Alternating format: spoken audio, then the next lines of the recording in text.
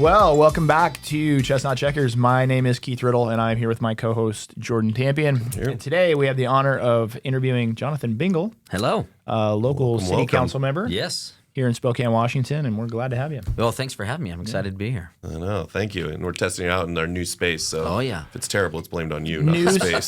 So That's right. I like short plug to the 808 and Yeah. what Keith built here. But yes. Yeah. No, so thanks for coming out. What's new? You know, it's just, all day, every day.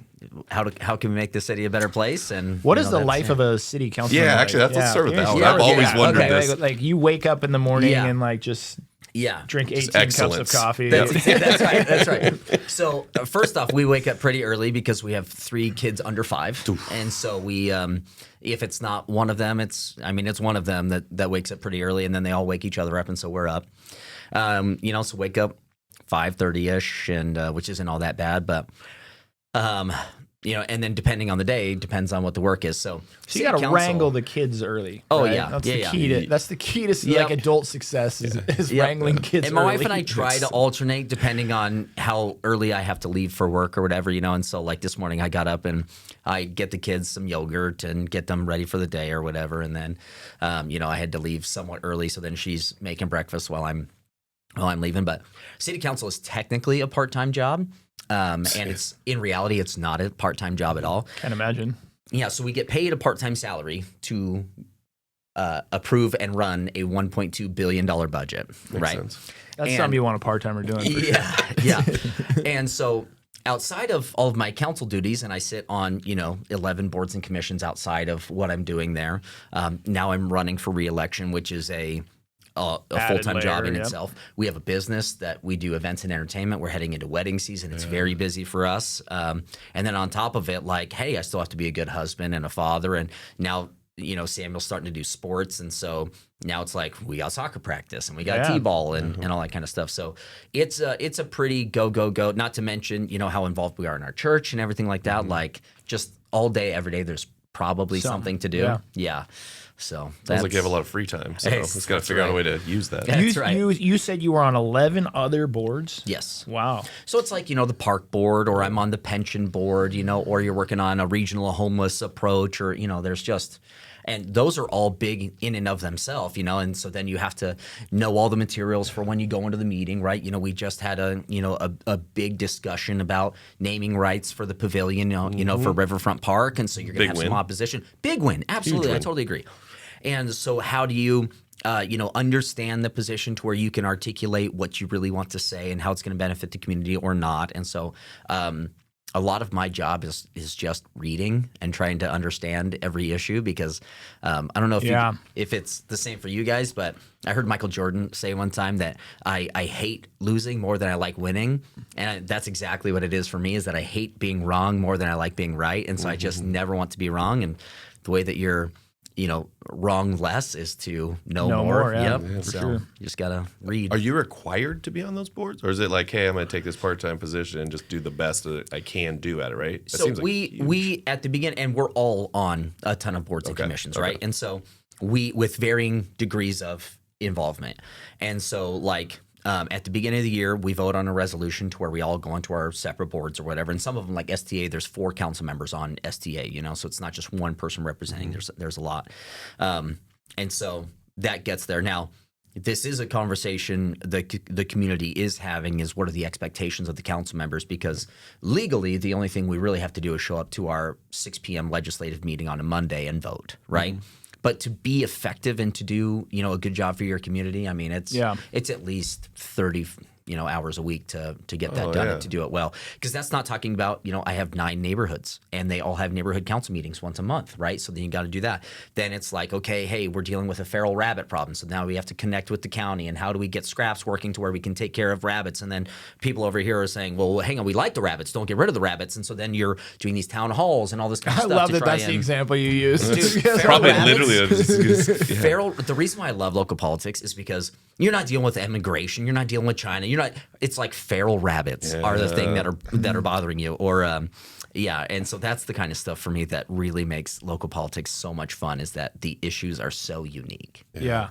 Well, we were talking a little bit before we started today, and you were talking about we were talking about politics, but you were just saying you made a good point of like so many people turn out for like a presidential election. Yep.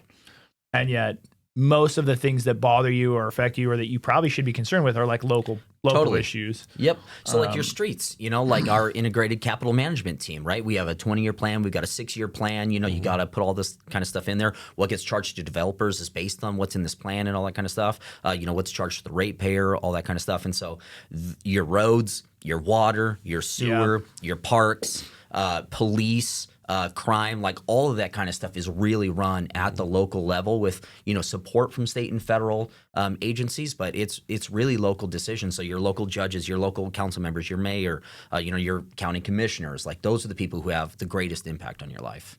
Yeah. So why'd you get into it? Seems like a thankless position every time I look at what you guys do. It's incredibly thankless. You definitely get a lot more hate than love. But simplest way to put it is that this is what God made me for, and I always knew it. My parents were missionaries. We did lots of, service work growing up. I was a pastor for 10 years, and my whole life has sort of just been in service. And I know that I have the ability to listen to a lot of people, try to, be a good judge, and how do we find something that works for as many people as possible. And, this is, like I said, this is the skill set that I was made with, and so I always thought it was going to come later in life. I thought that, I would have served and, had my whole career, and then it's like my kids are gone. Okay, now I'll go do something. COVID, though, really changed the game for us because we own an events business and we specialized in gathering. And Washington State was shut down longer than any state in the nation, and we couldn't gather. And I'm sure you guys can imagine that really pissed me off. And I was like, okay, well, what are we going to do? And my wife said, okay, well, if we're staying here, go fix it. And so I ran for city council and I won, and now we're here. The rest is history. That's awesome. Right. That's right. What do you think the biggest challenge you face, like, let's say this year, even with Spokane and kind of helping towards that path? Spokane has dealt with a lot of really difficult issues over the last few years, and a lot of them have been court decisions that sort of mandated things on local government that we were never really meant to bear that burden. And so starting in 2018 with the Boise versus Martin decision that made it to where you couldn't move somebody unless there was shelter space available. There was this famous footnote 8 where you could have certain exceptions to that, which is why Prop 1 was able to pass in 23, which is our anti-encampment laws. But then break this down for me like I'm a kid, because you're talking fast and all the things. So, and the irony is it's out of Boise, which might be the cleanest city I've ever been to. Correct. So what the Boise versus Martin decision said was that it is cruel and unusual punishment to enforce certain laws like a sit-and-lie law or a pedestrian interference law or something like that if somebody doesn't have a place to go. Okay. Gotcha. So those laws are regularly used to move somebody who may have a tent on a sidewalk or be in your doorway or something like that. Got it. It was determined that was cruel and unusual punishment. We'll get to the remedy to that later, which is talking about this year, what I'm, this year, the issues we have. Well, then in 2021, with the Blake decision, what the Blake decision said was that there was a case from Spokane where a person was arrested. They had drugs in their pocket. It went to court, and they said, those weren't my pants. I didn't know I had drugs in my pants. And the Supreme Court ruled that unless they are knowingly possessing drugs, then you can't arrest them for that. Okay, so that basically overturned all of our drug possession laws in the state of Washington. And that is a defense that I would never even think. Oh, it's genius. Not my pants. Not my pants. Didn't know. The cops came. They said I had to come out. I put on my friend's pants, and there was drugs in them. Had no idea. Right? Yep. Okay. So that was a decision attorney. that came out of Spokane and went to the Supreme Court. Now the state legislature passed a law in 21 to basically say, okay, so you can't possess drugs, but we have to make 3 contacts with you before we can do this. It really, for all intents and purposes, it legalized all drugs in the state of Washington. Okay, so now we can't move people from their position unless you have shelter space. Right. And when you're talking, we have in our point in time count in 23, it was like 2,400. You're never going to have 2,400 shelter beds. So again, for all intents and purposes, you couldn't move somebody, and you couldn't enforce. We made all all drugs legal. yeah. Legal. Yeah. Now, thankfully, with the grants pass decision last year, it made it to where we absolutely could enforce these laws because it's not cruel and unusual punishment to enforce a generally applicable law, which is what the Supreme Court found, not the state Supreme Court, but the federal Supreme Court. So then it made it to where, okay, we don't have to have shelter space available, which is why my new sit-and-lie law, which will be coming forward in a week or two, removes shelter bed requirements, removes time, removes place. It just expands it citywide, and now we can enforce citywide because now we no longer have this Boise decision that keeps us from being able to do that. So all of those things put together was really a perfect storm for people to come to the city of Spokane because we had very generous services. We couldn't tell people where to go. We couldn't tell them not to do drugs. And so then it became a place where we started struggling with things that we were never able to enforce. Throw COVID on top of that, right? COVID on Take top. every business person out of downtown, not coming back from there. Well, and I've heard rumor, but is it true that other cities like bus people here? So we all sort of bus, okay? Everyone buses. And so Everyone buses. We have one too, right? The county has a program that's called the Homeward Bound program. Okay. Shout out Homeward Bound. My kids have been watching that a lot lately. Such a good movie. Yep, so good. Totally different Shadows- homeward totally bound different concept. Homeward Bound. But it's the Okay. same concept of going back. Right. home. But the idea is that people are going to be most successful getting out of addiction, which is really the thing we're struggling with, change if they their have the atmosphere. best support structure around them. And so where is your family? Where are your friends? Where are these kinds of things? We want to help reconnect you, and hopefully that support structure will help you to exit addiction, which is really what we're dealing with. So Yeah, we get a lot of people because we have such good services. correct. We have really, Well, really that's good what I've homeless heard, services. right? Is that, and I don't, Spokane it's not is like a incredibly malice in it, generous. but like people like, Yep. smaller towns and communities that don't have the resources are like, go to Spokane. And that's exactly or even it. bigger towns that do. Totally. It's, hey, you'll at least get seen here, right? And it's- Correct. Yeah.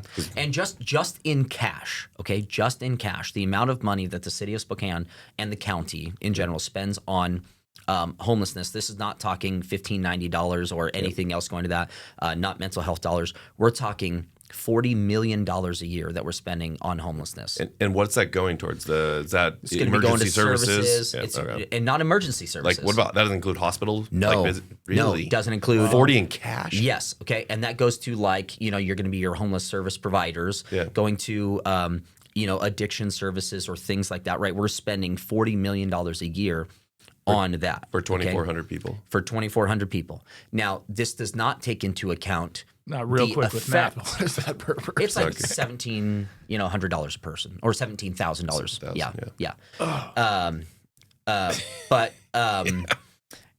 But that doesn't take into account, like the time that police are responding or fire responding Right. or That's the the ER, expensive stuff. So the mayor of Portland said it's probably 40% of their time of police and fire time is spent dealing with homeless issues, okay?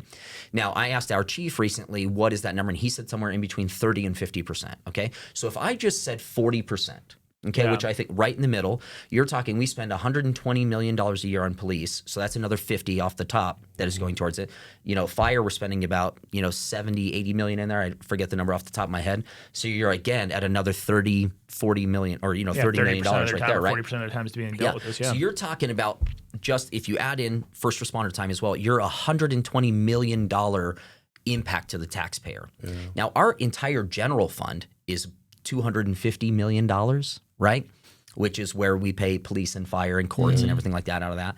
And so you're talking about proportionally a pretty significant impact, right? Yeah. So we actually wouldn't need to hire more police officers or hire more firefighters if we had the ability to, again, keep enforcing the laws that we have. Yeah. And not have so much of our time being responding to folks in crisis. And this is where the state really needs to pick up the tab on a lot of things. There are a lot of people with severe mental illness that do not need to be on the streets. And I understand why they don't want to fund it, right? Because you've never seen a movie that has an asylum that's a happy movie, right? It's all a horror movie, right? So nobody likes the idea, right? You have lobotomies, you have a horrible history with this, right? And I totally get it.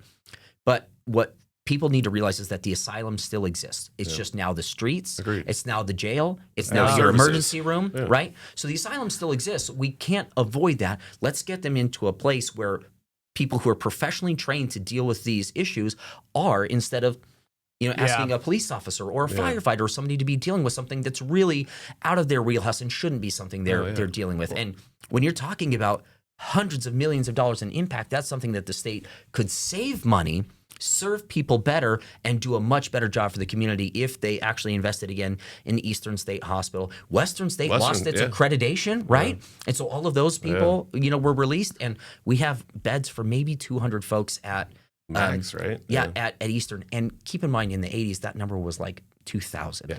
Okay. And again, you do the point in time count. It's about that delta, and it always seems to be. And it is a severe mental illness, crime, and a severe addiction that we're dealing with.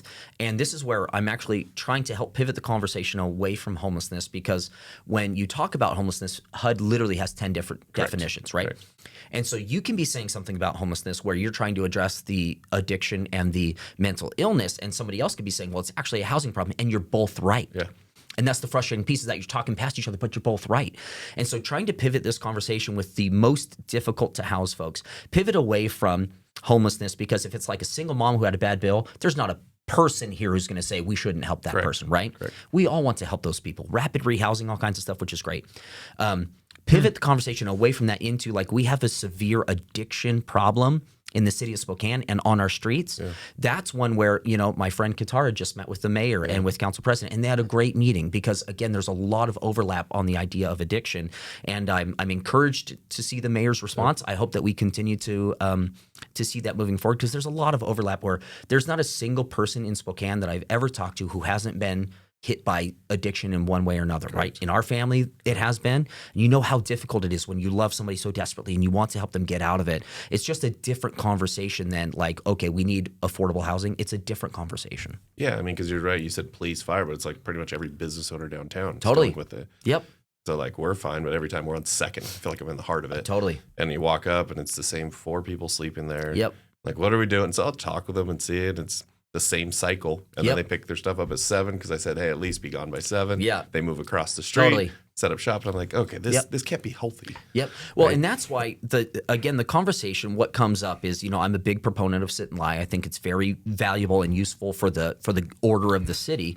But then, opponents would say, but where will they go? Which I think is a fair question. Because if you don't have a place where people can go, then it is really just moving people around. And so this is why I've spent so much time working on finding a place where they can go. Yeah. Now, I don't know if you guys remember this, but about 8 months ago, I got dragged through the mud as I was pointing to spaces out in Medical Lake. Like, we have facilities that were designed for this. And then I had to go and apologize to Medical Lake and say, listen, we were never going to dump something on you. Yeah. This would have been a partnership, right? These are good jobs that would have come into your area. You've got the facilities. If we're talking about a regional approach, it can't be Spokane dealing with this on our own. But everybody left me out on an island.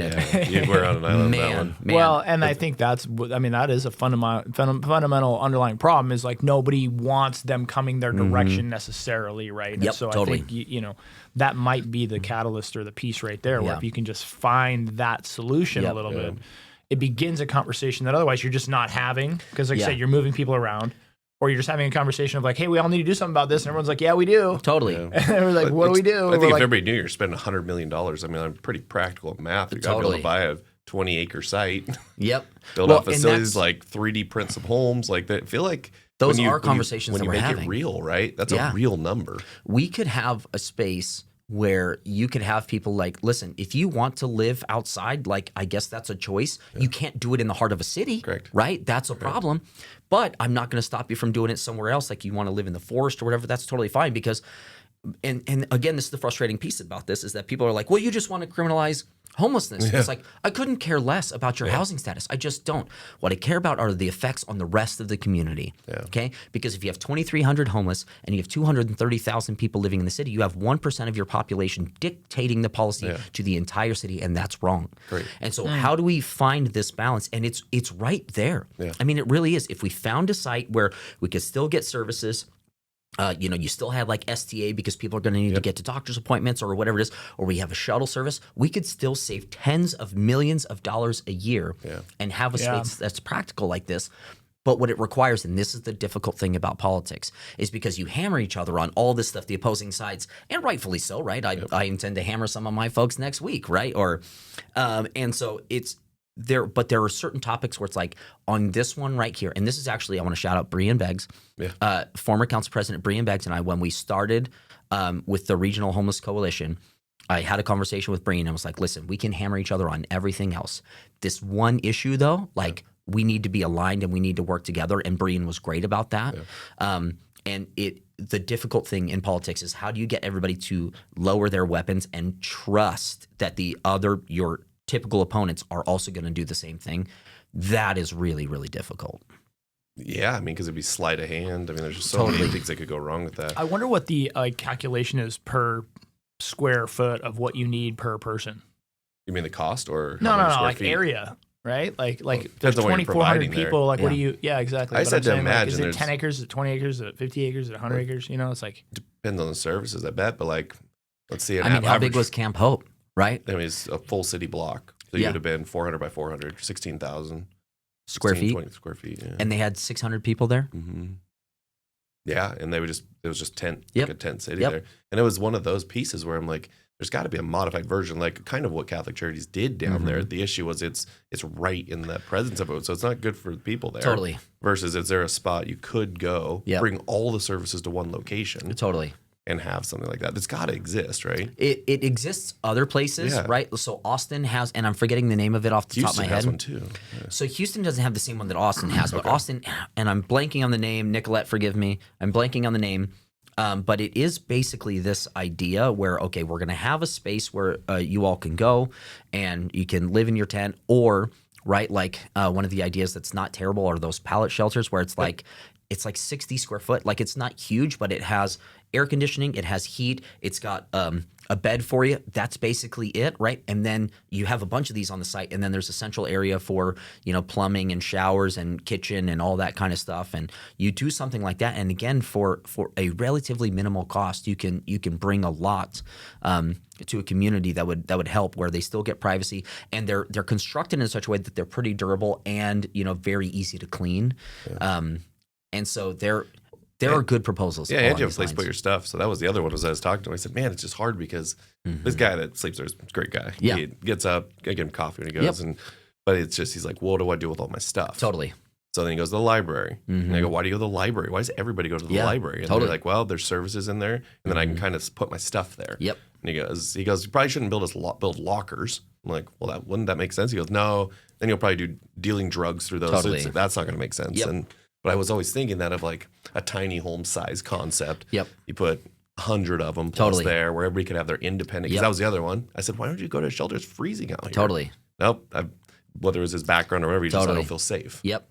And so you're facing that, and I'm like, man, this is pretty complex. It seems easy, like let's clean up the street, and you're like, well, they're humans. Totally. And what my fear is we keep dehumanizing them. Totally.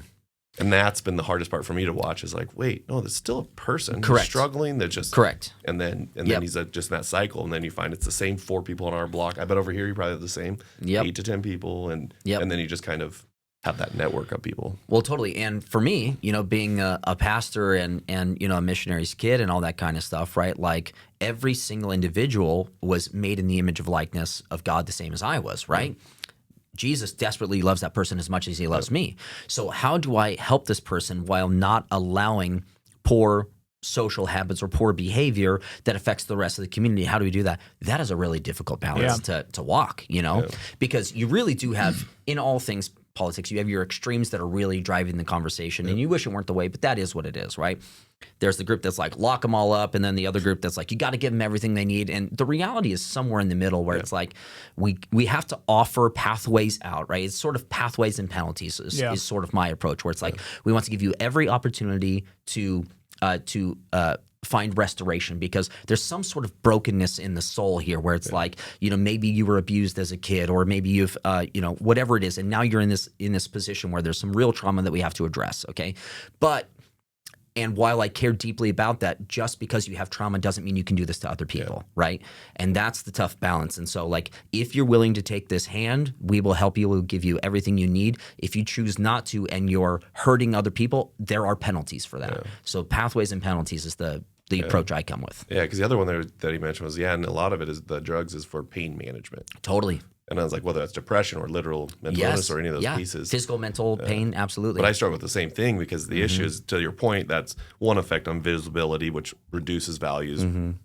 Businesses get suffer, all those pieces. But Like now every building downtown have to have additional security service. Mm-hmm. You have to add additional layers, which then drives the rent up for the things we're doing. Totally. And so it's been a super interesting balance between the two. Yeah. And then I even hit my frustrating points after I picked up the same guy's stuff. And it's this young kid. And I'm like, just pick up after yourself. One job, man. And just grab that box and take it. That's the thing. People would not care so much about the issue of homelessness if there weren't so much effects on the surrounding community, right? So like, I read something one time where it was like, studies show that crime increases 56% around encampments, right? And we saw this a ton with Camp Hope, right? I mean, poor Liberty Tire and all the businesses that were around there. Oh my gosh, just getting hammered all day, every day, right? Like all the we were doing all that, work on Thor Freya, right? And tools are getting stolen all the time. The Tapio Center is right there. Like those, buildings are getting broken into all the time.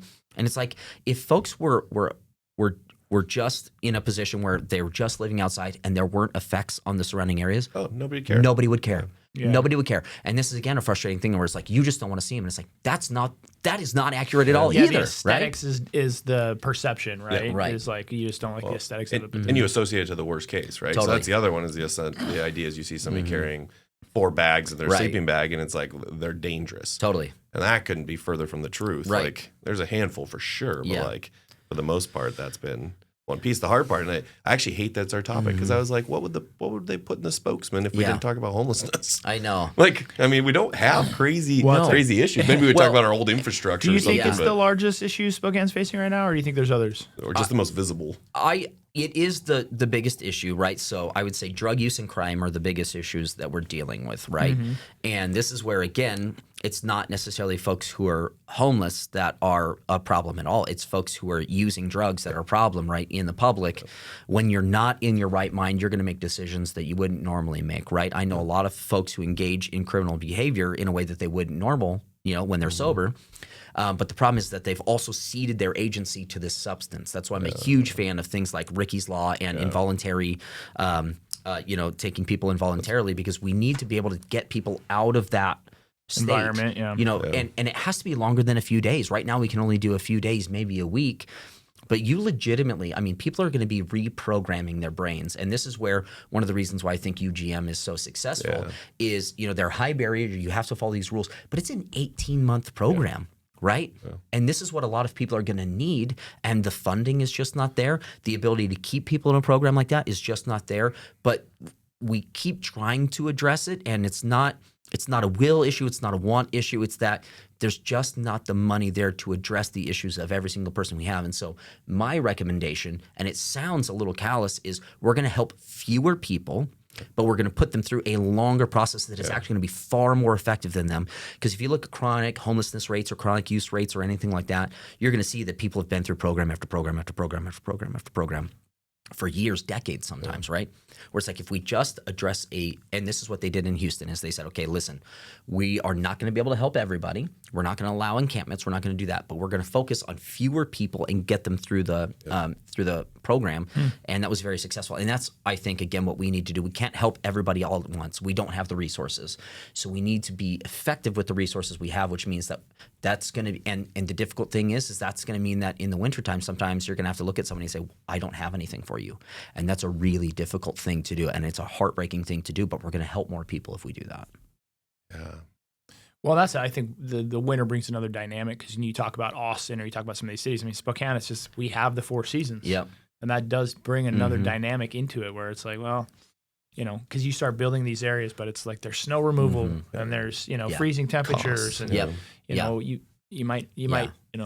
And I'll quickly add that, sometimes I hear things in politics where it's like these people are trying to ruin Spokane. And I just quickly want to say every single person I serve with, even though many of them I disagree pretty strongly with on policy, there's not a single one who wants to ruin Spokane. Yeah. Every person on that council wants Spokane to be a better place. We disagree on how, right? But they want Spokane to be a better place. Yeah. Yeah. No, I'd agree. When you look at the decisions, I don't agree with all of them to your point, but none of them are malicious. Not right? It's just one of you's decided to path one way versus the other. Correct. Yeah. Which I think makes it super unique. Yeah. Yeah. Yeah. So you're up for potential re-election. Yep. You're gonna run again. Yes. Tell me about that decision. Yeah, that was tough. Because it is so hard. All the issues are pretty heavy. It's a part-time thing, and you're just, for us, again, we're go all day, every day. And so then it was, talking to my wife and just basically like, am I still a good husband? Am I still a good father? Because that's my priority. And if you tell me no right now, that I'm missing out on a lot of stuff, then I'm not going to run again. And, that was a good conversation we had. And, I love my wife dearly. She's a great person. And she said, you do a great job, prioritizing us. And so if you feel like you need to stay, then go ahead and stay. And so that was sort of what we were working through. You got in, like we were talking about during COVID, right? Mm-hmm. You kind of got your shackles up, totally. like I'm going to go do something about it. That kind of faded fairly quickly after that, though, right? Yeah. So then did you find yourself in a spot where these other issues kind of grew on you after you started seeing them and experiencing them and still thought there was like some fight here, or were you always passionate about all these sort of things? I wouldn't say I was always passionate about specific issues, because you didn't know about them until you were in office. But COVID was the main driver. And now, for the record, I was censured my first month in office because I refused to wear a mask at City Hall, because honestly, nobody was wearing a mask at City Hall. I was just the only one who was honest about it, right? And so when the cameras were on, they'd put their masks on, but we're all up in the office. Nobody's wearing a mask. Anyway, I got censured, and they asked for me to be criminally prosecuted, by the way. That's right. So that's frustrating. This was your first month? Yeah, My first month. My first month. Okay.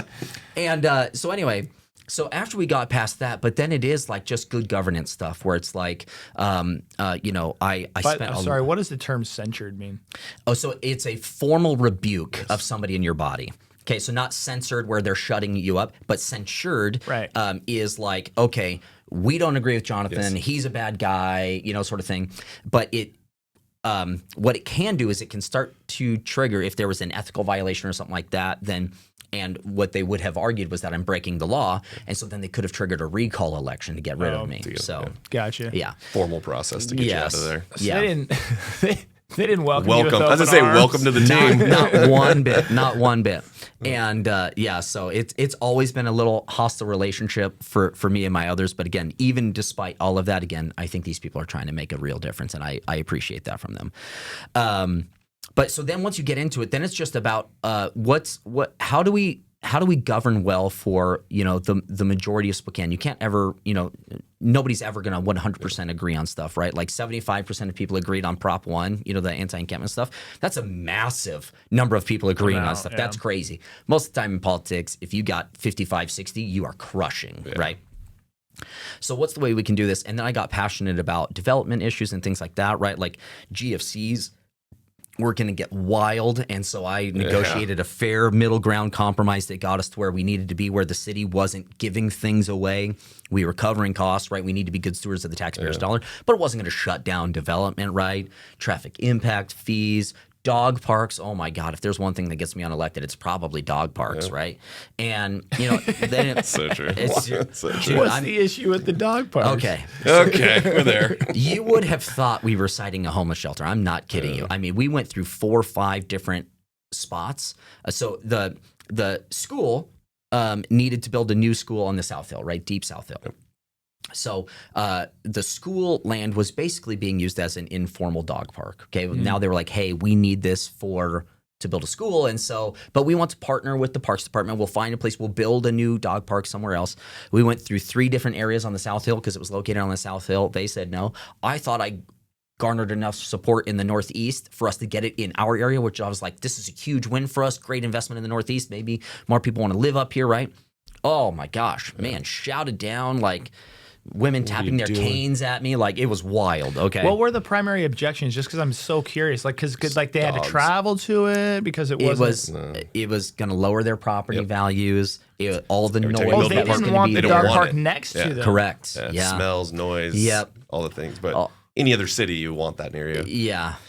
So anyway, it became a huge problem for us, and we ended up, and the schools were a great partner on this, and Greg Forsyth, if you watch this, Greg was great, but we ended up just expanding one of the ones that we have, and the parks put schools put $1 million plus into it to make it really nice, and now it's great, right? It's a really nice where we have it, but we could have had another really, really nice one. I think that's my difficulty sometimes with Spokane, and it's not Spokane, just in general is that it almost takes somebody having to take the beating, just get it built, and then by the end of it, he's like, "Oh, yeah, that looks good." Yeah, like it's so there's an aspect of human psychology that has always been intriguing to me. But like the one thing that you said a few minutes ago, that I was like, I wonder if that's almost like universally true. So you talked about the split, right? Like if you can get 55 or 60% of people, but I almost wonder if it's like it's not even politically related. You just put a bunch of people in a room and you throw any concept out there. Is that always the ratio? You know what I mean? Because you're going to come at it from do we want cheeseburgers or pizza for lunch? Like I said, always 100%. like yes, and then you have a far left that hate it. Yes, like, right. But it's almost like any issue kind of becomes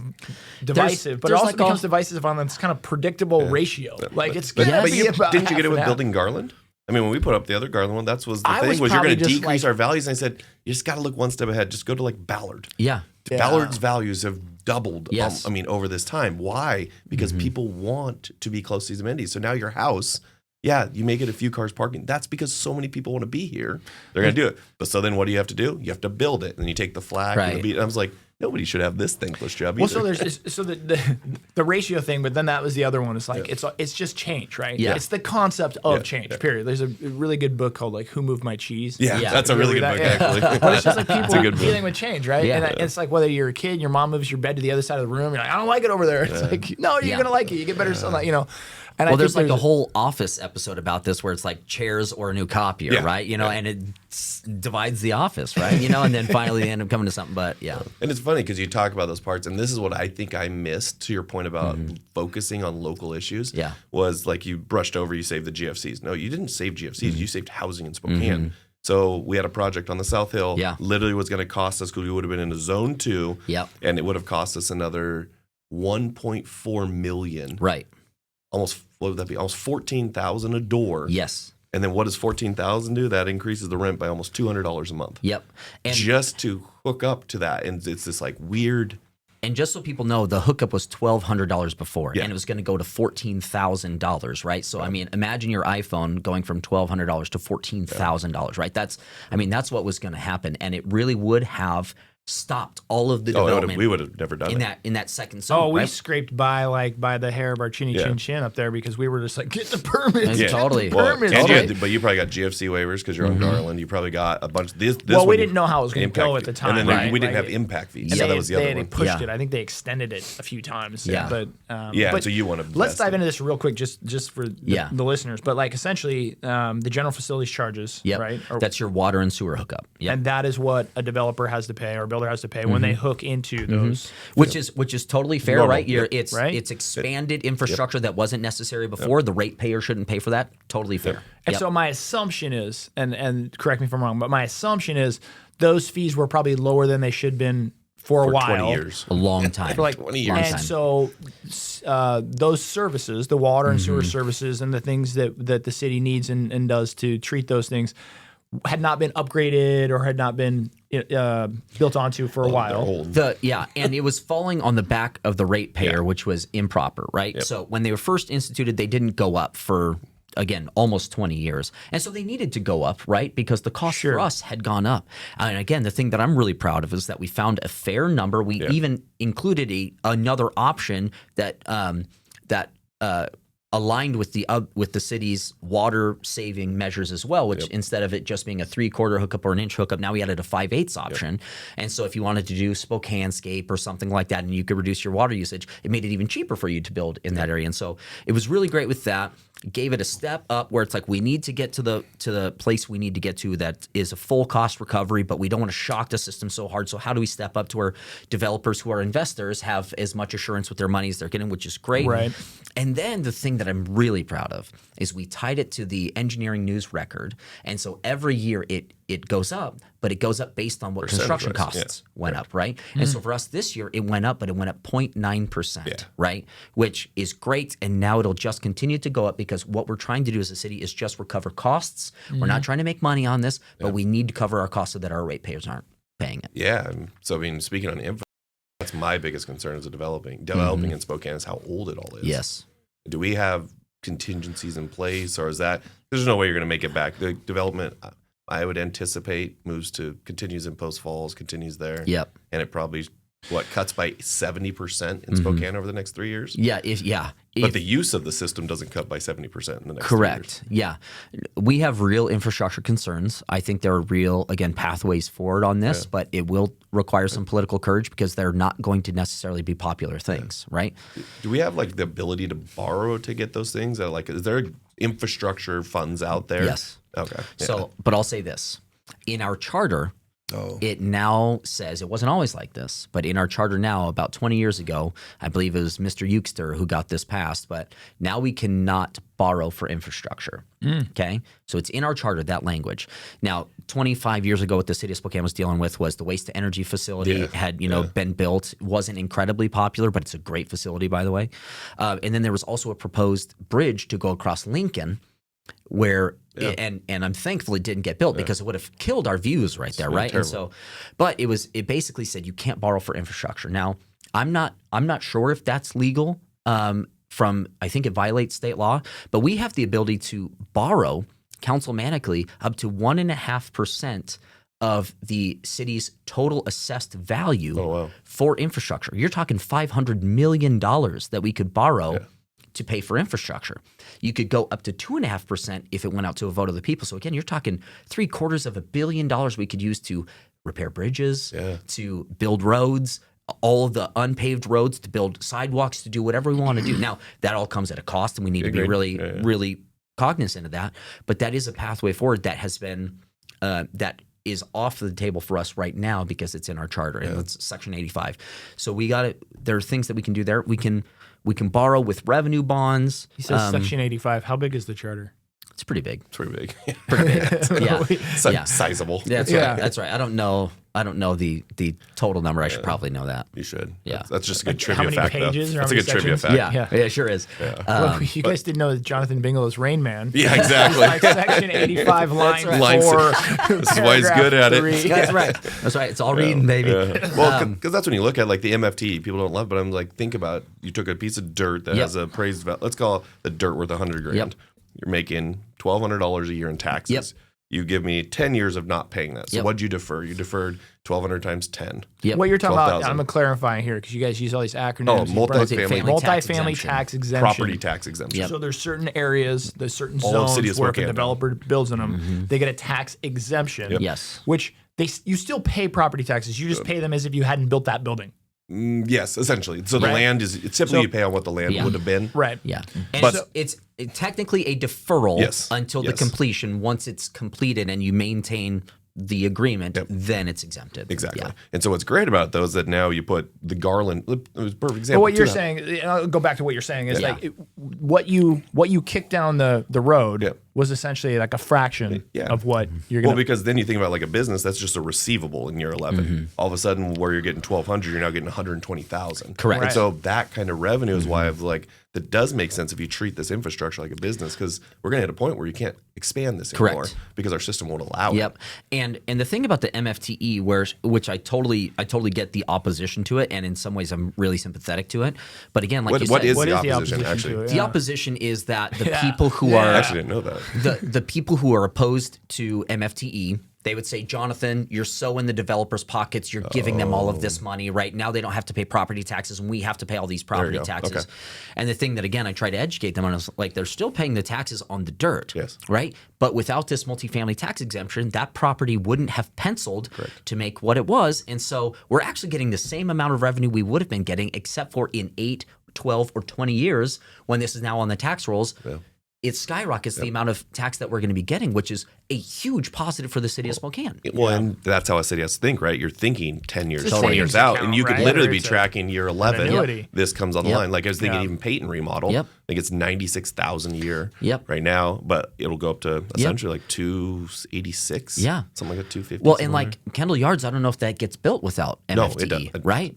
Well, now you've got $1 million homes there that are about to be coming out of the tax rolls, and that's going to be great for the city of Spokane, right? Yeah, and it's that context because people don't understand really how a building's valued that allows us to develop. Right. Well, the difference is, you could say, hey, it's a cool benefit, but the reality is it reduces the net operating income, and that's how they determine the value. Yeah. So it's a cost you don't pay, which then increases your bottom line, but that bottom line increase, so $100,000 a year increase in a bottom line is almost $2 million of value. Totally. When a bank looks at it. Yep. And for the average person who would say, but you're putting money into their pockets because now they're going to be able to charge rents and make all of this money. Now they own the property and it's worth $40 million and we just gave them basically $40 million. And what I respond to that person is like, the more housing we have, the more competition there is in the housing market, the more that your rent is going to be affordable. Correct. Right? That's how it gets money into your pocket, is that if we have a very strained housing market like we have right now, there's more demand than there is supply, those costs are going to go up. Well, and in essence, their tax basis shouldn't increase as much either, right? Because you have the other, you have all these other buildings contributing to the taxes. So it's this is again another one of my favorite topics: is how do we build the tax base this way instead of this way, right? We don't want to tax people more, right? We want more people paying tax on these things to where we come up with the same number, but everybody's paying less as opposed to a few people paying a ton. So, That's just in that balance, but it's hard to explain it. I think that's what I've struggled through the most. Half the reason I like this podcast. That's like we get this chance to where you're not going to break down every acronym we just use, but over time you're going to start hearing them. And I think what I want people to take away is like a GFC charge does affect you. Totally. General facility charge. I was trying to use the acronym to play on the acronym. But it's like the idea is that it does affect you. And it's just all this indirect, right? And now where does it manifest? It won't, not this one, but like think of it. Gas prices, eggs, all those, and you're but you go further upstream, you're like, that's because it costs us more to do it. There's not enough supply. Well, and that's the frustrating thing, even when we talk about, gas prices and everything like that, right? Your Climate Commitment Act is bringing in, $2 billion a year to the state by adding 50 cents a gallon to everything, right? Everybody is taking their profit cut, right? And if it goes through 6-7 hands, 6-7 people just added 10 or 20% to that cost. And so it's actually not $1 or 50 cents per gallon, ends up being $1 per gallon cost to the to the consumer, and that's why everything costs so much, because you got to deliver it somewhere. It's interesting because so much of this is like, I think it's education, right, or information for the general public. Like, how do you change this stuff, or how do you get people? It's like, well, you have to kind of explain it to them. You have to break it down. This now brings up another issue of like, do they care enough to listen or get involved, right? Like, you usually don't care until it affects you, right? Right. Because you're going to care once that 50 cents gets added to the gas, but it's a lot of them late. don't even know how much it affects them. It's so right? late. I know I didn't until I started getting older and more involved in stuff. And so it's just an interesting dynamic. But it's like educating early. Like in 08, the recession, I obviously wasn't doing real estate. It didn't affect me at all. Yeah. My job still paid me. The houses were cheap. Like, there was no direct effect on me. And now if an 08 happened, I'm like, there would be a massive direct effect. Totally. And I really care about what the war in Ukraine's doing, whereas before I didn't. Right. Well, and the term I think of is just like a short-sightedness, right? It's short-sightedness on the individual's part. And like, I've been there. Like, I'm speaking personally. Because you don't understand. Then you're like, well, I don't care about that developer. Yeah, totally. The heck with him, right? And you're like, well, that's really short-sighted. You don't know it's short-sighted, but it was really short-sighted. I would be slightly more gracious, because I think when you look at the average person, it's like, I have a job that I got to deal with. I got all my kids. Got to mow my lawn. I already have all this stuff for me to focus on, and to really be well educated requires a substantial investment of time and effort to understand. And the average person is like, I don't even know where to start. And we find this in church world all the time, where it's like, I know I need to read my Bible, but I've never read it. Where do I start? Right? Like sort of thing where it's like, you have to give people this opportunity, and then you realize, oh my gosh, local elections, there's 150 frickin' candidates in my area. And, for nonpartisan races, there's no letter by it. And I know I typically tend to side with a letter. And so you want me to focus on a local race where I have to learn everything about every judge, I have to learn everything about every issue, all this kind of stuff. It makes it incredibly difficult. And so I don't think it's because... I don't think it's a lack of care. I don't think it's a lack of want. I think it's like, I don't know where to start, and I don't think I have the time to invest to really be good at it. And so rather than vote for the wrong person, I'm just not going to. That's probably exactly what So how do you deal with the politics of politics? I mean, because I'll premise this.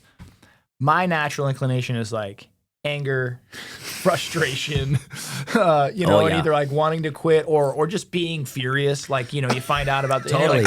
You're like the old man who's pounding his hand at the table over the newspaper. For sure. They're putting another 50 cents Another on one. gas. Yeah. But you deal this every day. How do you manage? I mean, and maybe it's just your demeanor. Maybe you're just born for this, like you said. So like for me, I think of Keith and like they would throw me out of City Hall so fast. Like week one, they'd be like, I bet dude, you gotta go, totally. bro. What's the term? Censured. Yeah, I would be censured. Yeah. I think it definitely has to do with my constitution. Like I said, I mean, I really truly believe that I was made for this, and I think God gave me certain skills to excel in this. But it requires a lot of patience. Yeah. It requires a lot of willingness to like take the slings and arrows, but also not do that back, right? Like it's constantly, okay, like I could come back real hard and it would feel so good, but it's not going to benefit my people. So how do I then allow this to happen even though it wasn't right? It wasn't just what they did to me, right? How do I then still move forward and represent my people? It's really, really difficult. But there's place for anger, right? When you see somebody being assaulted on the streets, you shouldn't be like, that's so great, right? Like that should move you. That should piss you off. That should make you really angry. And it should move you to action. And so all of the emotions are, again, forgive me being pastor, all of the emotions are God-given and have their place. You just, how do I properly exercise this? And so for me, it is a lot of prayer and having certain people in my life where they know that if I call, it might be a 15-minute rant just so I can get it out of my system and then move on, because you do need some sort of outlet, and so it's not easy, but it is, again, when you feel called to a life of service, it's incredibly fulfilling work. Yeah. And again, when I get to look my people in the eyes and be like, hey, this wasn't going to happen before, but because of, but because I was here in the space, I was able to make it happen. Like, that's incredibly fulfilling. Yeah. So, yeah. Well, because in a lot of ways, you're doing our podcast called Chestnut Checkers, but like you almost have to anticipate outcomes so you can set up yours. I think that part of the game would actually be super fascinating, but then mine would falter as soon as I got the 55% criticism on what I just did. I'd be like, what am I doing this for? Like, why am I doing this? Dude. I could be home. We could go out to the lake. We can go do anything else right now. You can ask my wife. There's been a couple times where it's like, am I even making a difference? Like, what is it? But, and just looking back at the politics of it, there are 7 people on the city council, okay? So there are 3 different city council districts. 2 representatives for each. I represent District 1, obviously, because it's the best district. Nice. That's why they call it District Number 1. But then Council President represents the entire city. Okay, so say all of that again really quick. Okay. There are 3 council districts, and you have to live in your district to represent your district, right? So I live in District 1, and I represent District 1 with Councilmember Cathcart. Councilmember Dillon and Councilmember Navarrete are on the South Hill, or that District 2, represent District 2. Councilmember Zapone and Councilmember Klitsky are in District 3. Council President Wilkerson is elected citywide and represents all of them. Okay. So there are 7. Now, 5 of them tend to agree with each other, and Michael Cathcart and I are the lone sort of conservatives on the council. And so it's often on a contentious issue. Not every issue. Most of the issues are 7-0, right? But on contentious issues, it's often 5-2. So now if there's a contentious issue that I know is beneficial for the city, I have to peel off 40% of my opposition to agree with me. Now, even then, the mayor can veto that. And so if I want something where it's going to be lasting policy, I have to get the majority of my opposition to agree with me on an issue to where it's going to be lasting policy. That is the chestnut checkers. How do I get them to do it? That's the real difficult piece. And what is, since we're speaking of that, what is the biggest holdup? Like, why is there that much disagreement on how we deal with those probably, 3-4 major contentions? Yeah. Like, it just seems like, and then once it hits Sheldon or what, bless his email or don't. But, great guy. But it's like, or it goes the other way and into the paper, the spokesman. And then they send out their own version of whatever that was. But I was like, how is there such a divide on how that's handled? It depends on how gracious or nefarious you want to be, right? So graciously, we just have different worldviews, different... Or here you go. Give me the other side's opposition of why your approach to homelessness isn't the way we should go. Yeah. And again, their response would be like, it is cruel to tell somebody who doesn't have a place to go that they can't be here, right? And again, I'm somewhat sympathetic to this argument. But then their next step isn't, then we should build something for them. Well, They do think that, Okay. but they don't think that it's that's where you get a lot of the Catholic Charities havens that are coming up and things like that, and we fund those. And this is again no shade to Catholic Charities, right? But then they say, okay, it's all housing and we can't have any barriers. And unfortunately, even if you ask Catholic Charities, they'll say we're dealing with a lot of issues because we can't have barriers, right? Where it's like if somebody's a terrible tenant, we need to be able to evict them, not just for our good, but for the rest of the building's good. Yeah. If we have a lot of people in recovery and you have one person using, it can bring the entire building down, right? Like it's a bad situation. And so, again, I think we're so much closer on it than people want to admit. Yeah, But politically, how do I get reelected? It's by getting people to think they're bad and I'm polarizing good. it. Yeah. That makes sense. Well, because one of them I was writing down is that kudos to the city. Our downtown looks awesome. Totally. Yep. During NCAA, Yep. during Hoop Fest, Yep. during Expo. Right. And then I was looking, I'm like, why don't we just take what that total number is a day, times it by 365, Totally. Yep. and just have that at least be the first one? Because I've seen more tourists. I think we've become a tourist why town. do you We think are it's tourist cleaner town. downtown? They double the resources. Yeah. Oh, okay. So Triple you think, the resources So the city's sometimes. intentionally throwing more resources. Yeah. Like, But we got a big you event go coming. walk through for that, which we did. Spokane they did this cool sports fest. Yep, took totally. Lolo over, and it was the coolest. If I was a guest coming to an Elite 8 Sweet 16 Yep. experience, I would have been like, this is a cool town. Totally. This awesome event down there at Coke, had all those parts. And all the media coverage of it was pretty great, except for the one, KHQ. Yep. But so I fought really hard in our last tranche of ARPA dollars. I got us $500,000 to seed a project which was helping clean up the litter and the trash downtown. Yeah. $500,000 is not what we need. We probably need $1 million to do this. But again, this is an area where the mayor then was able to go and find a program at the state where it was generating $470,000 a year. So hopefully this is a perpetual thing where we have people cleaning this up, right? And that's, again, an area where you can find common ground on stuff. Nobody wants a trashy town, right? And so we were able to come together on that and make that happen. And so this is something that I hope keeps happening. You put special emphasis when you know that people are coming in who've never seen your town. I wish we didn't have to do that, but and what stops us from just saying, "Hey, look, we saw it work," and it works. It works totally. really well. Totally. Like the streets, we have some of the cleanest streets. It looks great. Yep. And then all of a sudden, the event will stop. Totally. And Not one day, right. not the second day, but the third day. Yeah. And then all of a sudden, you're like, "Well, that pile's there. What Totally. happened? It used to be somebody hauled that away." So there's a number of issues here. Okay. So number one, Geiger used to have a lot of work crews. Yeah, okay. true. Geiger used to have 7 work crews. Right now they have 1 or 2. Okay. And so we used to contract with Geiger all the time. They would help supplement our stuff. Can't really do that right now because it's difficult.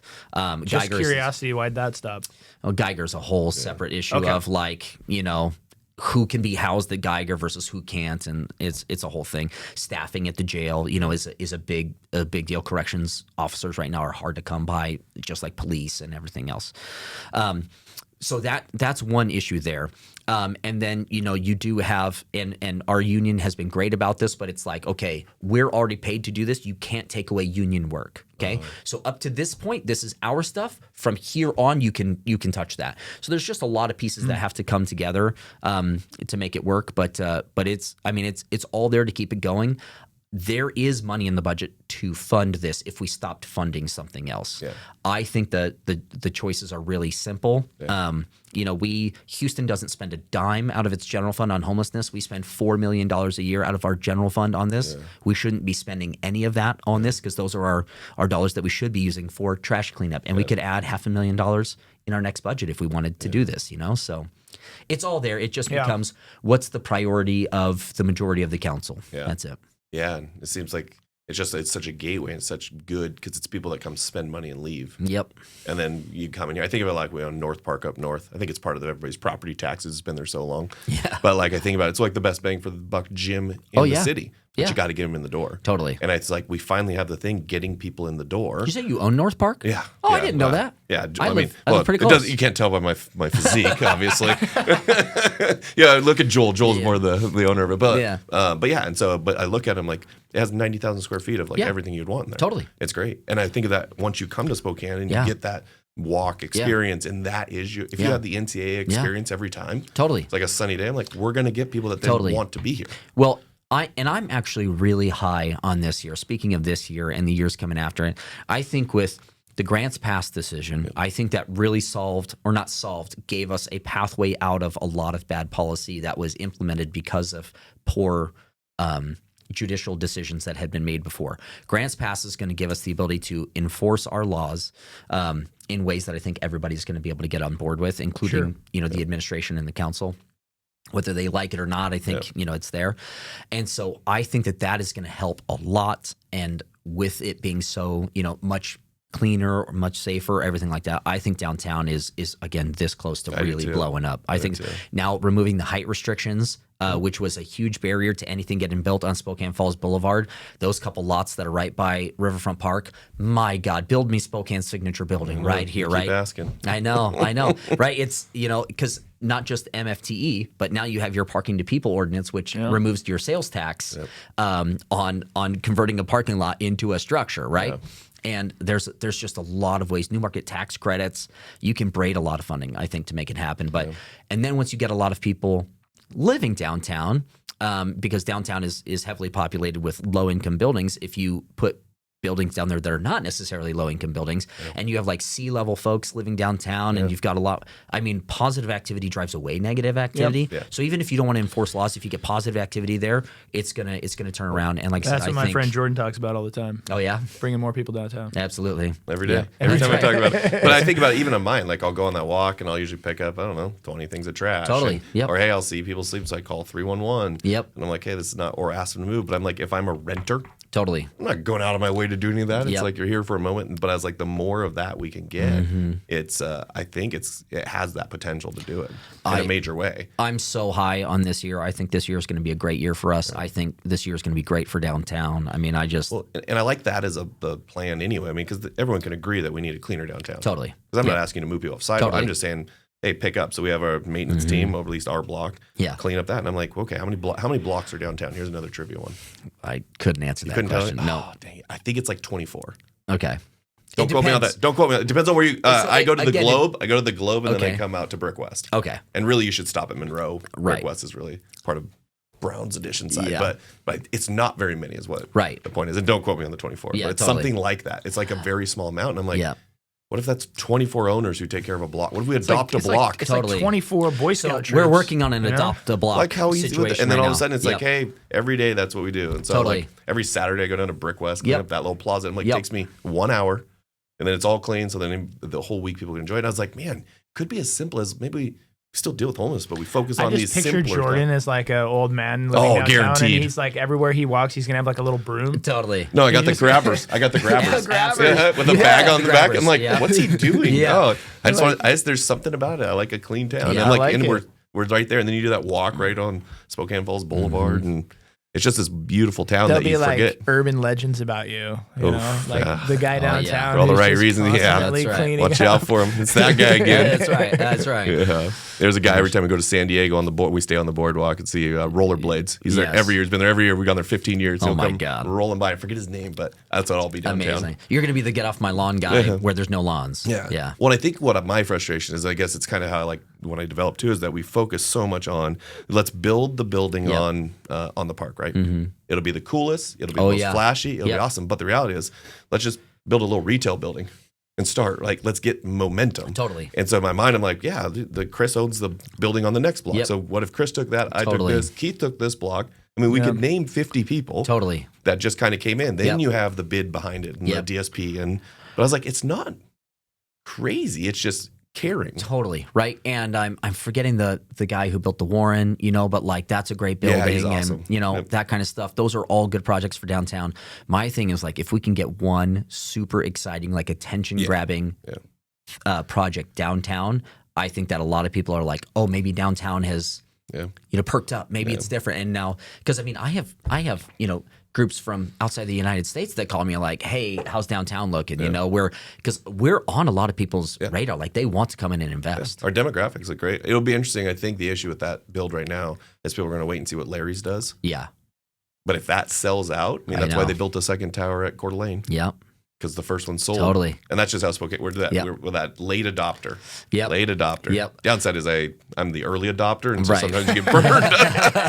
Peyton, we want the housing, right? I'll just build it. I'll build it. Jordan, are people going to come downtown? I don't know. Everybody, that's their thing. And they're like, what do you think about downtown? I don't know. I'm building it. Yeah, totally. I mean, I'll figure that out. But I know once it's built, I at least now have something that we can do and move there. And I would it's the biggest one. I think the city gets dragged through the mud on this stuff, but they've been the best to work with. Yeah. Steve, Lisa, Totally. the whole group over there has been.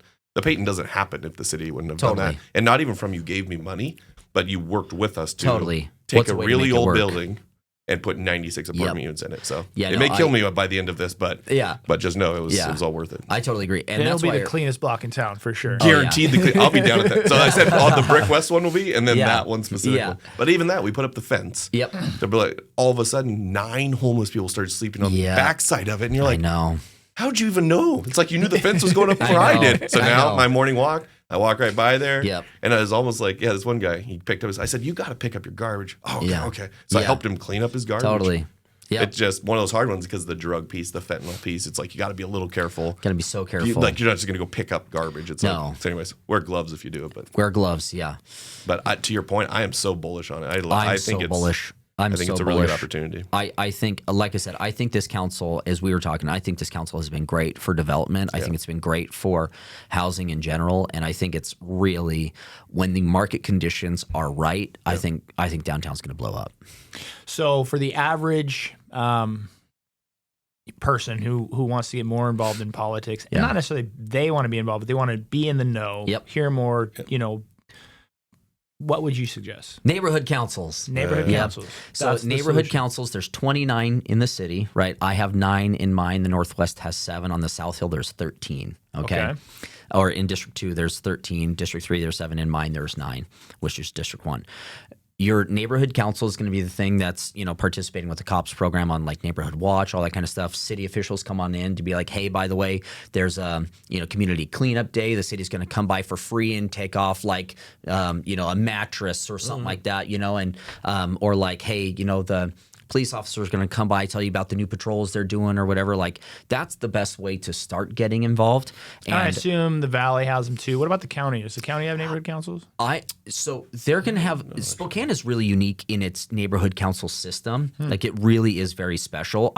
Not everybody does this, and so I'm not sure about the Valley. Honestly, I don't think the county has neighborhoods. I don't think county does, but Valley might. But we do, and it's like really strongly provided for in our charter. Yeah, cool. And so you get to go to your neighborhood council meetings, right? I mean, you have an elected board, everything. You're all talking about your stuff. We're going to do community events, that kind of stuff. It's if you're looking for a place to get involved, that's it. If you want to go more than that, then there's a lot of other steps you can start taking. But first off, your neighborhood council is filled with a lot of people who agree and disagree with you, but are just looking out for the neighborhood. And I would recommend just get out and go to things. Totally. Like that's the one thing that's benefited from being downtown. We live 45 minutes north, so it was a trip to come down. But I'm like, now at this point, it's like get involved. Like there's events going on, there's those things, and then you kind of get a feel for the best way to actually even be helpful. Yeah. Because it's like, well, we need more things in town. You're like, well, just go down, go see. We have a ton of stuff. I know. So. And one of the reasons why I started the business I'm in is because all of my friends would like move out of Spokane, and they're like, there's just nothing to do. And I was like, I'm going to give you something to do in Spokane, right? And so that's cool. Yeah. That's awesome. Well, thank you so much. Yeah, absolutely. Man. Loved it. Fast. I'd love to have you back too. Listen, I feel like we just hit the tip of the iceberg today. I am so passionate about all of these things, and I would love to talk about all of them. Within 5 minutes of the podcast starting, I was like, Keith, me, and raise your energy up here. Because John, not enough coffee. I was like, man, but I love it, man. I love switch turned on from the lobby to here, and I'm like, wow. Dude, I like it. I love all of these issues, even the really difficult ones, because they're it's such a challenge and an opportunity for us to make a difference. But we didn't even get to talk about like a lot of the exciting things that are coming to Spokane. Yeah, like I said, I'd love to have you back, man, because there's so many more questions I have, and I think we could do this for 3 hours. And it's funny, so far 2 politicians both talk fast, dude. So Condon was on too. Oh yeah, and he talks fast. Oh, through totally. This stuff. But it's funny, like to your point of being an expert, he probably knew stuff because he was just in all those conversations. Oh yes, that's it. I think that would be actually the most fascinating part of the job. Yeah. Well, and that's like you said, like I don't know any of this. I didn't know any of this before I got into it, right? Once you get into it, then it's all that kind of stuff, and it's impossible to know these things unless you're in these conversations, right? Well, and there's a difference. Side note, real quick.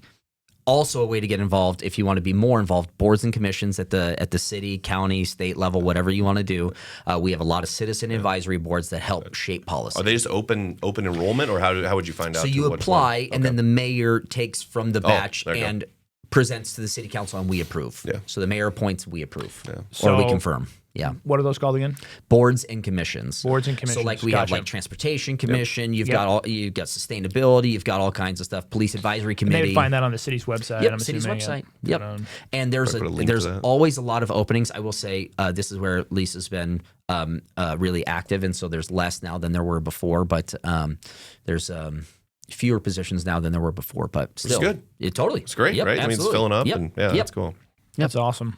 How do we get the other 5 swinging more conservative? I would say if I could get more agreement on some common sense, reasonable governance issues, I would be really happy. There's a couple issues we are just never going to agree because we fundamentally disagree, which is fine, you know. But frankly, those aren't city issues. And so if we could get more together on the common sense governance, and really when it came to crime and drugs, if we could get more reasonable governance there, I would be really happy. Yeah. Well, you're doing an amazing job, man. Yeah, appreciate you. Thanks for coming out, and love to have you back. Yeah, awesome. Yeah, anytime. Thanks, guys. Yep. All right, you guys. Thanks for listening to today's episode. While you're out there, would you please do us a favor and give us a like, subscribe, or a follow, whether you listen on Spotify, iTunes, or YouTube. We'd really appreciate it. Also, if you don't mind while you're there, give us a 5-star review. Maybe write a review. If you have a favorite episode, feel free to give it a like. Thanks for listening. We really appreciate it.